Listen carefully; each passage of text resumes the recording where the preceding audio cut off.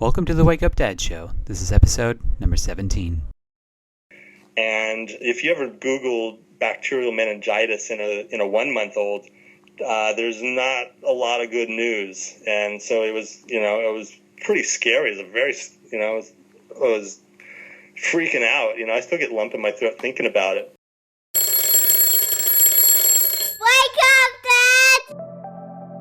Are you confused and overwhelmed about your role in all the craziness that is being a dad? Are you struggling to create the life you hope for? Are you looking for other dads to share your struggles and your triumphs? Or do you just need help waking up in the morning? Join your host, Dr. Scott Vatcher, as he explores the amazing and sometimes crazy world of being a dad. This is the Wake Up Dad Show. Hey Dad, and welcome to another episode of the Wake Up Dad Show. This show is dedicated to you, the dad who wants more success, time, health, fitness, connection, passion, and all-around awesomeness. I'm your host, Dr. Scott Vatcher, and on today's episode, I've got a good friend of mine. His name is Dr. Brian Peterson. Brian is a chiropractor, a qualified primal health coach, which I'm totally interested to find out more about that, a podcast host, Tough Mudder junkie, basketballer, and most importantly, a husband and father to two beautiful girls, aged 6 and 15. Dr. Brian's been a chiropractor for 18 years. He has a unique perspective on health and lifestyle because he's personally had to quit virtually every vice known to man at one stage or another, which we might get into as well. He enjoys the outdoors, hiking, chasing his two daughters around, a once-a-month poker with the boys night. I love doing poker with the boys. It's just awesome. And Wednesday night, run around the basketball court and an occasional surf. He enjoys running boot camps, training sessions, equipping men and women to conquer their goals, such as obstacle course races like Tough Mudder, which I have not done yet and I totally want to do. Cool, man. Let's do it. Yeah. Dr. Brian's a continuous learner, and with the guidance of many great leaders, speakers, authors, and researchers, is always striving to better himself. He's currently working on creating programs that will help busy parents get back to their true health potential. And he is the podcast host of a great podcast called Unleash Your Genius. So check that out at unleashyourgenius.com or on iTunes as well. So, Dr. Brian, welcome to the show. Thank you, Dr. Scott. Man, it's exciting to be here.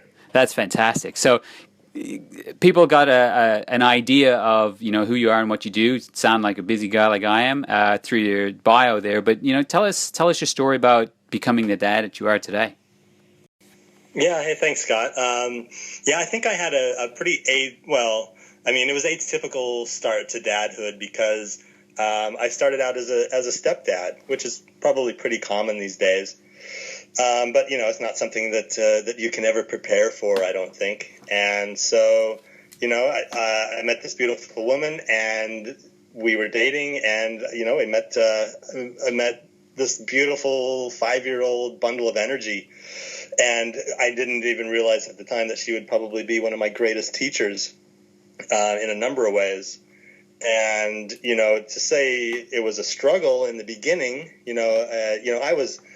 I also had a stepdad come in a little bit older, but I knew what it was like, and for a 5-year-old to see me coming in here and, not trying to take the place of her dad, but I'm sure that the only thing she would really want is for, her mom and dad to get back together, and here's this guy. So it's not a great place to start a relationship with, but we did really well.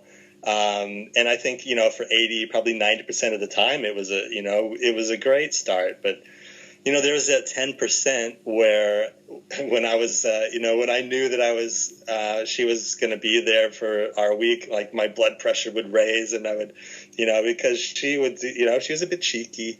And, I would laugh with my wife about it now that, how crazy this little cute 5-year-old would actually drive me so crazy, and it got, and it was a great learning. We would laugh about it, but, it was a great learning experience for me because I learned a great deal about relationships, and I learned how the things that, probably drove me crazy about Kiara, or I'll call her the sorry, I'll call it a sports fan.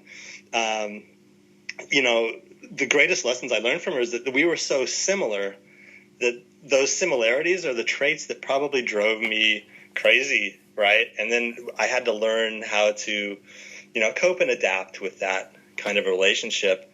And I think the other thing that I learned is that I had to learn how to just love without worrying that she was going to reject me, because I knew that I wasn't going to take the place of her father. And it was, at the time it was scary, because you know that you're going to love someone and they could reject you. And so I just had to learn to step into that role. It took me some growing up to do, but it was a great lesson. And, we have a beautiful, fantastic relationship now, but I learned so many lessons from her.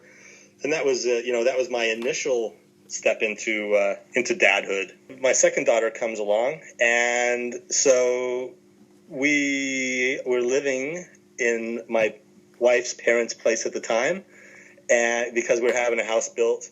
And one night, she was a month old, and she was just really restless, and she was crying. She had this weird cry. So we checked her temperature, and it was pretty high. It was like 37, 38, and then it would go back down. It would get up to 39, come back down. It was bouncing around all night. So the morning came, I went to work, and Yvette took the littlest one to the GP.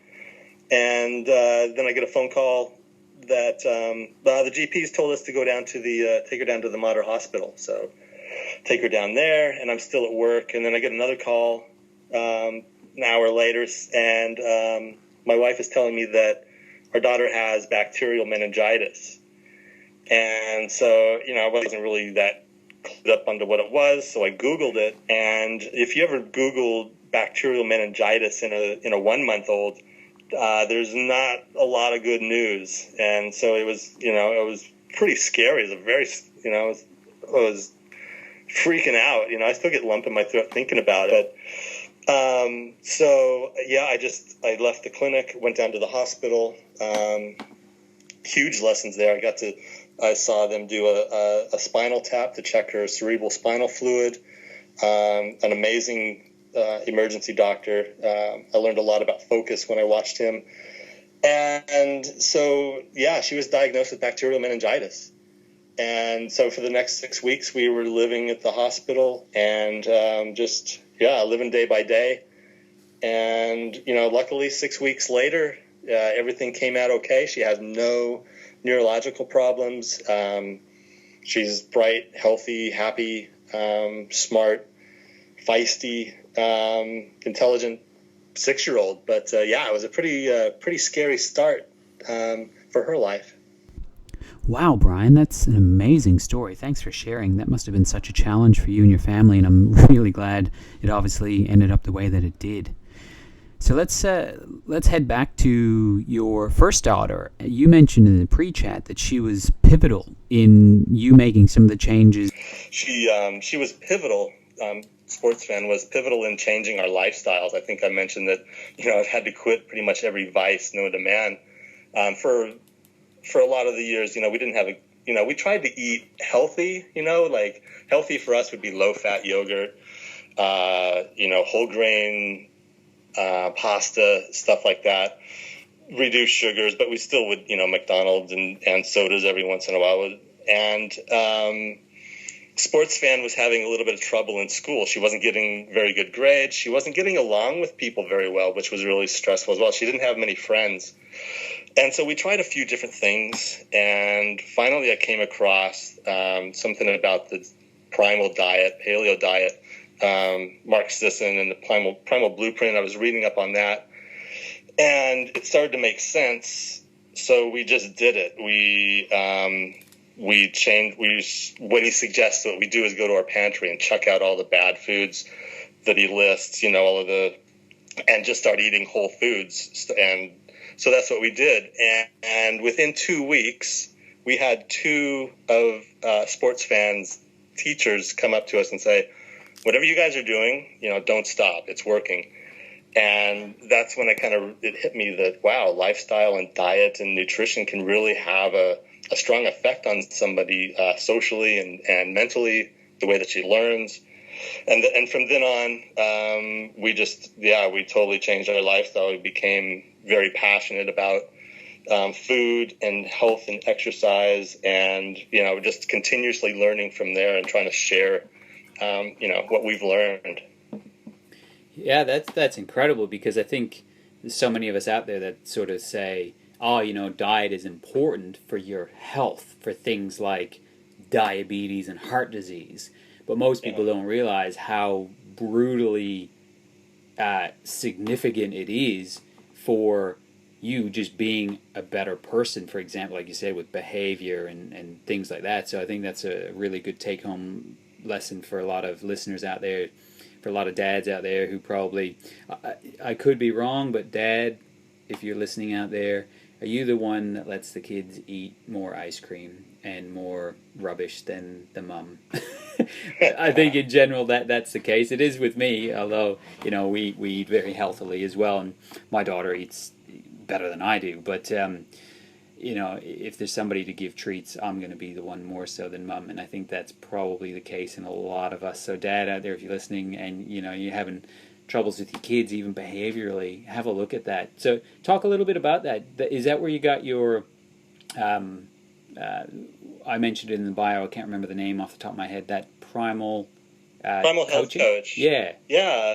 Well, Mark Sisson started it. Him and Lauren Cordain, big in the paleo movement, and I think Mark learned a lot from him. He was writing books and blogs at the same time, and he created this primal blueprint, which is pretty much a way of eating whole foods like we did for millions of years, and moving our bodies in ways that are natural in movement.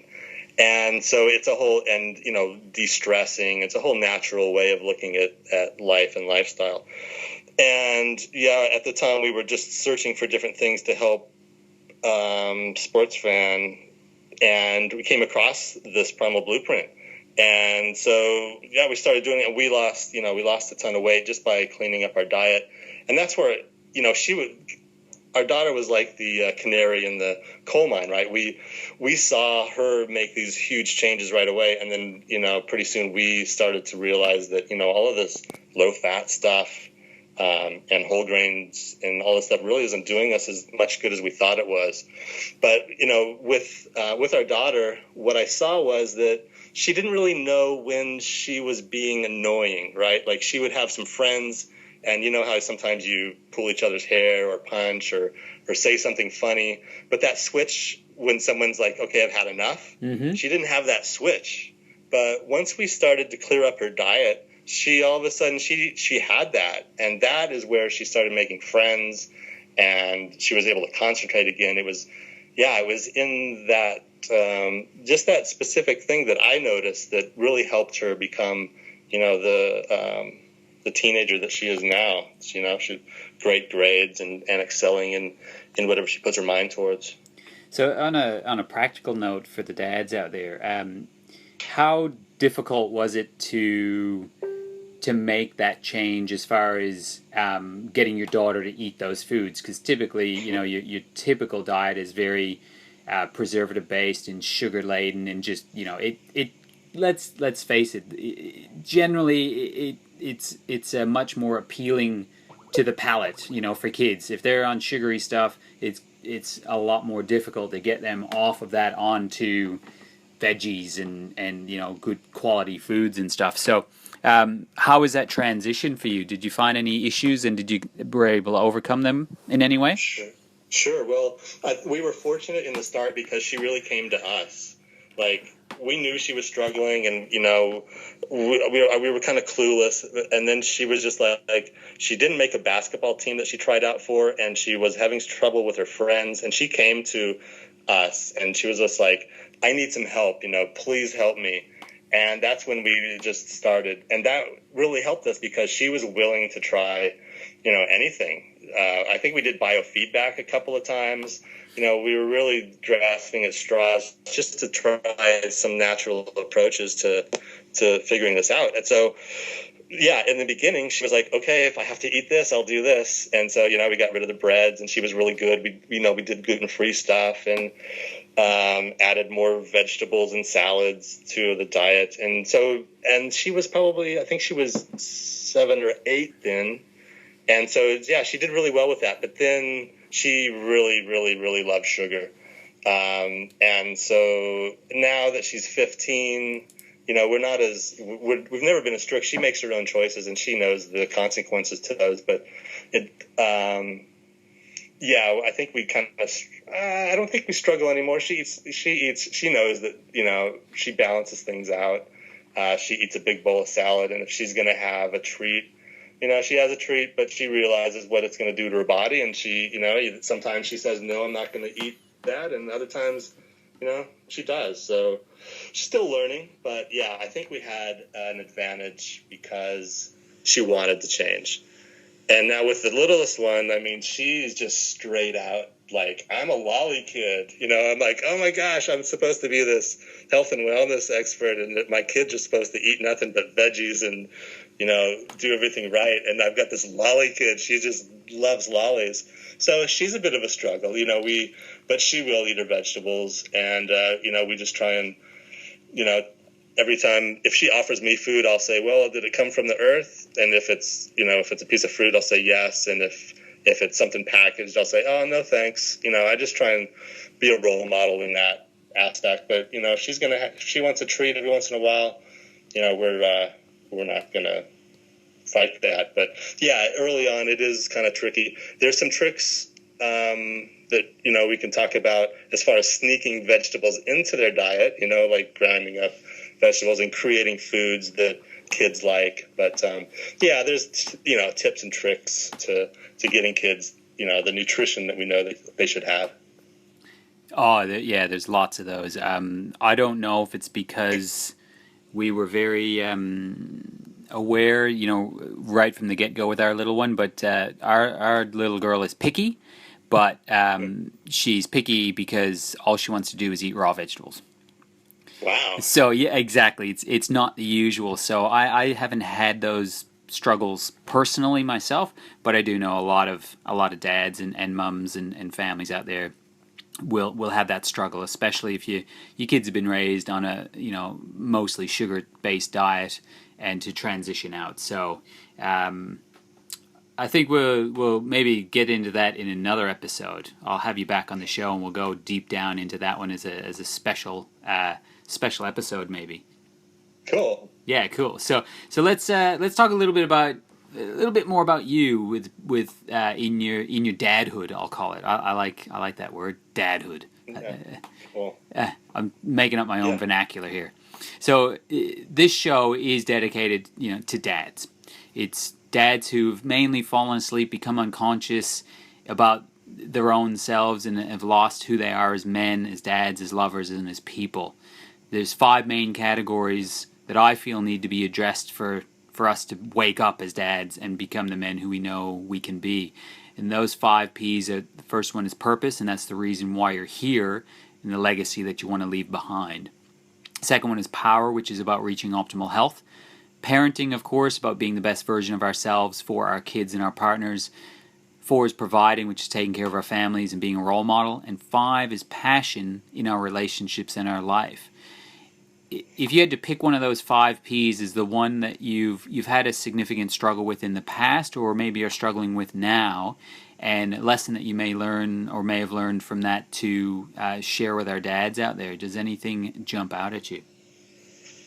Well, I'm looking at purpose. I think purpose, I didn't have a lot of purpose in the beginning when I first started Dadhood. And so that led to, I don't know, unconscious eating, I guess, unconscious, pretty much everything. I didn't think about what would be good for my daughter, or, what I should do. So my purpose now is very strong to be able to set a good example for my daughters to, how health should be and how they should look after themselves. And I also want to leave a legacy of some positive things behind, so that my kids can be proud of my work. So I think purpose was a good one, because before I had a purpose, I was pretty much, what did you call it? A unconscious dad? Yeah. Yeah. And then I woke up, right? I woke up and I realized that my children's health and my health is pretty much the most important thing. That comes first, and then jobs, relationships, everything else. So is there anything like practical wise, like how did you wake up? You say, and one day I woke up. Was there anything in particular that occurred? Was it when well, I won't put words in your mouth. Yeah, was there anything that did happen that made that switch that might help dads out there who are listening, who are struggling to get their purpose back? Yeah. Just realizing furthering my knowledge about the human body, and how I went, and it was 2011, February DG, I saw Dr. James Chestnut speak, and I walked away from that with a whole new paradigm. I had never heard anything like that before, and he backed it up with science, and from then on I believed that the body is made to be healthy, and that whatever I gave my kids, that was going to produce the cells in their body. I mean, I look at the human body a lot differently than I did back then. I just thought we were a body but now I see that we're a bunch of cells that are living, and that we're vitalistic, and we're always creating new cells, and our body is so intelligent. And if we just keep feeding it McDonald's and chips and junk, that that is going to come out in my kids. So I finally woke up one day and I realized that, this miracle of life that I'm responsible for needs more sustenance. It needs, we need to focus on our health. And that's where I guided my attention. Before, my attention and my purpose was probably on lowering my handicap or, getting better waves. I really didn't have a purpose, but until I realized, the significance of what we feed our kids, and what our world's going to be like if we don't get this health situation in order, the world that our kids are going to live in isn't going to be very pretty. So I think that we have a large purpose to help our community become healthy.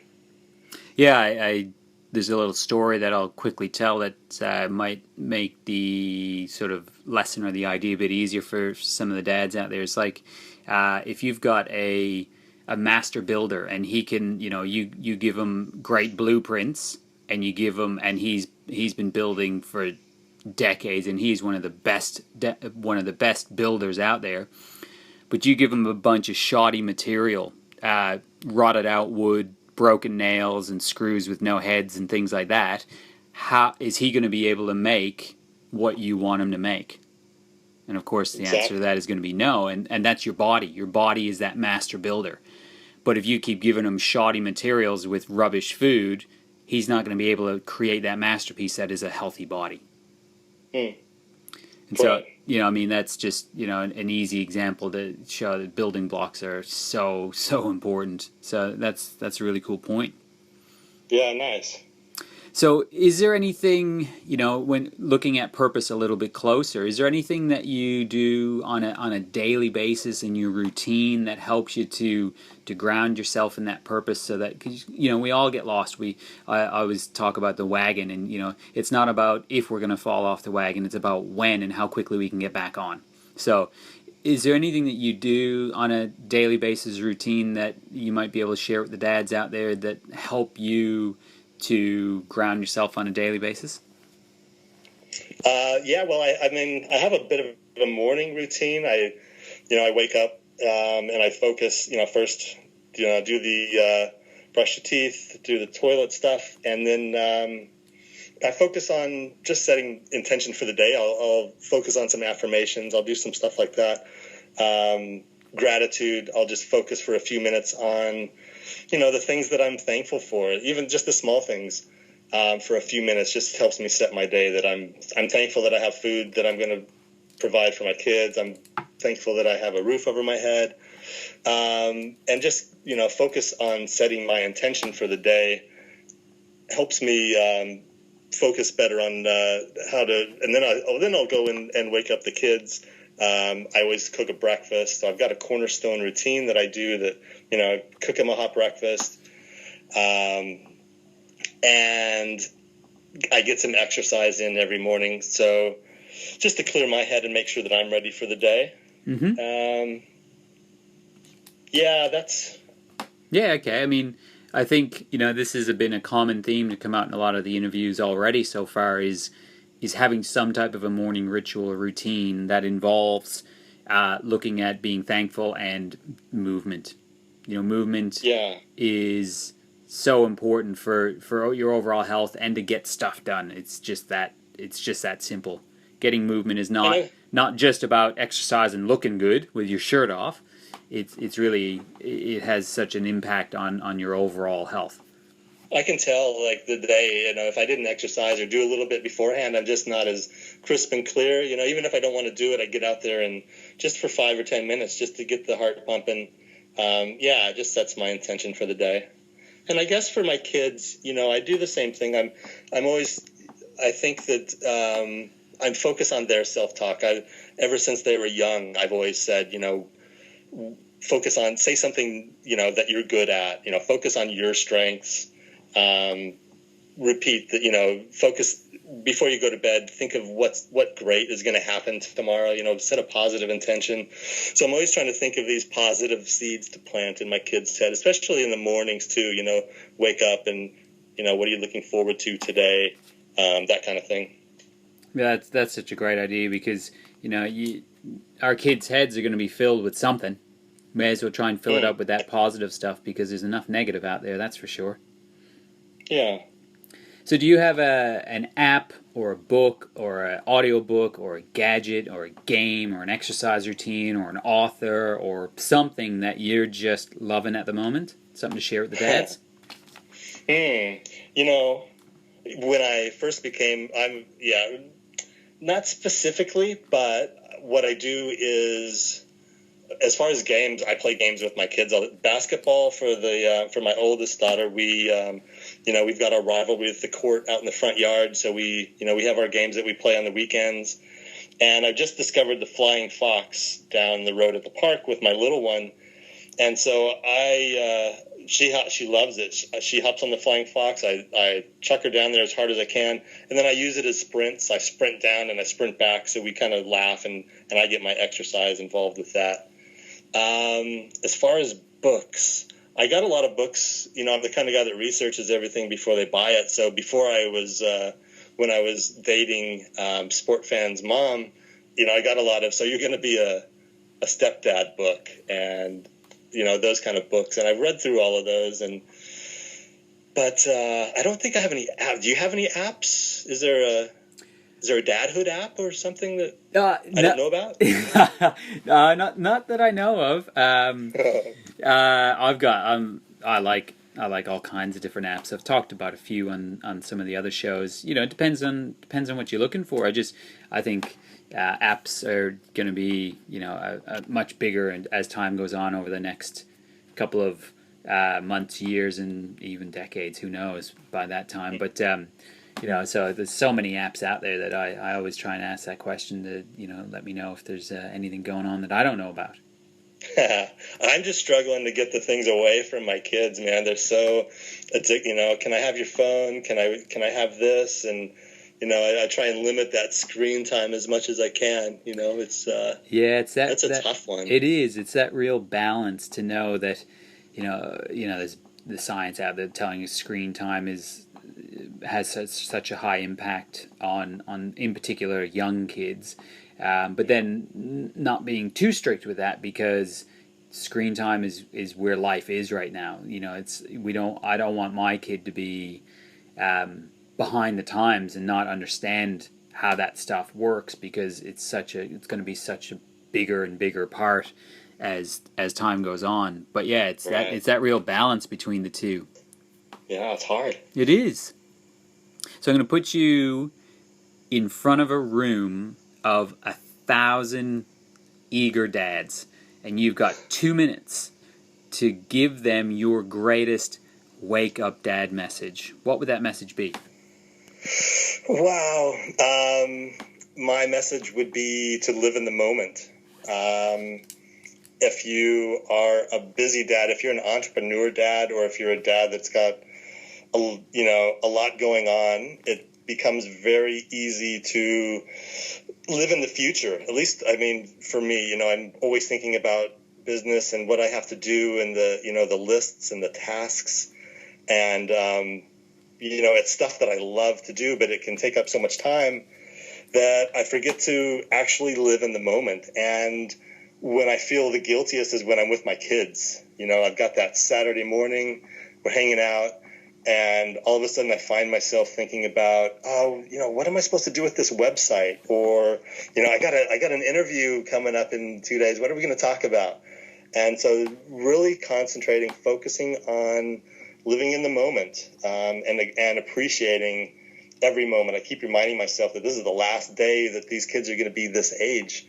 And so just to appreciate the moment. And the way that I do that is, once I notice that I'm drifting, I just start focusing on my breath. I just take a deep breath in and just focus on my breathing, look at my child, look at my kids, and then reconnect and get back into whatever activities that we're doing.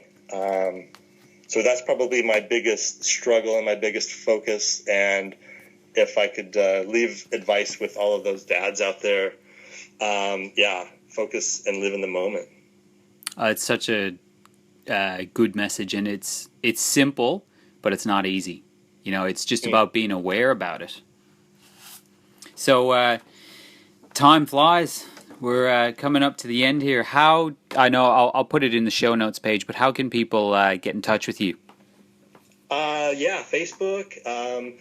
UnleashYourGenius.com is the website, and then I have a Facebook that is the same, and Twitter at Dr. Brian Peterson.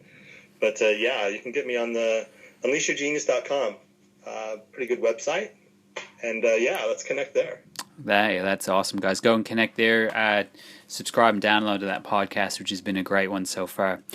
Well, Dad, that's it for another episode. Dr. Scott signing off here. And remember, dads, let's keep becoming better dads together. Do you want to know more about the Wake Up Dad movement? Go to www.thewakeupdadshow.com to download any and all past issues of the show, claim your free gift, or to directly ask Dr. Scott any questions you have. Continue the conversation on the Facebook group Wake Up Dad. Share this podcast with other dads on iTunes or Google Play. Make sure to subscribe to the show and give us a rating so we can reach more dads. And dads, one last thing. Wake up!